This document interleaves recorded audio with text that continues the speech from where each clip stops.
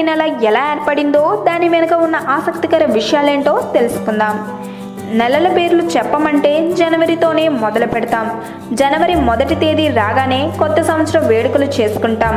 కానీ నెలలో ఏర్పడిన తర్వాత చాలా సంవత్సరాల వరకు జనవరి నెల లేనేలేదు.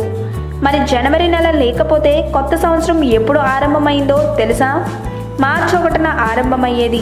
ఆ రోజునే ప్రపంచమంతా కొత్త సంవత్సరాన్ని స్వాగతించేవారు. మరి జనవరి నెల ఎలా వచ్చింది, ఎవరు ప్రవేశపెట్టారు లాంటి విషయాల గురించి ఇప్పుడు మనం తెలుసుకుందాం. కానీ అంతకంటే ముందు మా ఛానల్ని సబ్స్క్రైబ్ చేయడం మాత్రం మర్చిపోకండి. ఇప్పుడు మనం వాడుతున్న 12 నెలల క్యాలెండర్ని గ్రెగారియన్ క్యాలెండర్ అంటారు. దీనికి ముందు అనేక రకాల క్యాలెండర్లు ఉండేవి. వాటిలో ముఖ్యమైనది రోమన్ క్యాలెండర్. అయితే రోమన్ క్యాలెండర్లో మార్చి నుండి డిసెంబర్ వరకు 10 నెలలే ఉండేవి. ఇందులో జనవరి మరియు ఫిబ్రవరి నెలలు ఉండేవి కావు.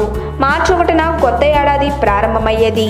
క్రీస్తు పూర్వం 700వ శతాబ్దంలో రోమ్ను న్యూమా పాంటిలియస్ అనే చక్రవర్తి పరిపాలించేవాడు. అతనే ఆ 10 నెలలకు జనవరి ఫిబ్రవరి నెలలను కలిపి ఏడాదిని 12 నెలలుగా విభజించాడు. దానివల్ల కొత్త సంవత్సరం ప్రారంభమయ్యే తేదీ జనవరి 1గా మారింది. మొదటి నెలకి ఏ పేరు పెట్టాలో ఆలోచించిన న్యూమా చక్రవర్తి జానస్ అనే రోమన్ దేవుడి పేరు మీద జనారిస్ అని పెట్టాడు. వాడుక భాషలో అది జనవరిగా అయితే న్యూమా చక్రవర్తి జనవరికి 30 రోజులనే కేటాయించాడు. క్రీస్తు పూర్వం 46వ శతాబ్దంలో రోమ్ చక్రవర్తి జూలియస్ సీజర్ మరో రోజును కలిపి 31 రోజుల నెలగా జనవరిని మార్చాడు. తర్వాత 15వ శతాబ్దంలో ఇప్పుడు మనం వాడుతున్న గ్రెగారియన్ క్యాలెండర్ రూపొందింది. ఇది కూడా జనవరిని మొదటి నెలగానే కొనసాగించింది. ఇంతకీ జనవరికి జనస్ దేవుడి పేరునే ఎందుకు పెట్టారంటే, మనకి వినాయకుడు ఎలాగో రోమన్లకు జనస్ అలాగ. ఏదైనా పని ప్రారంభించే ముందు జానస్కు మొక్కేవారు. ఈ దేవుడికి 2 ముఖాలు ఉంటాయి.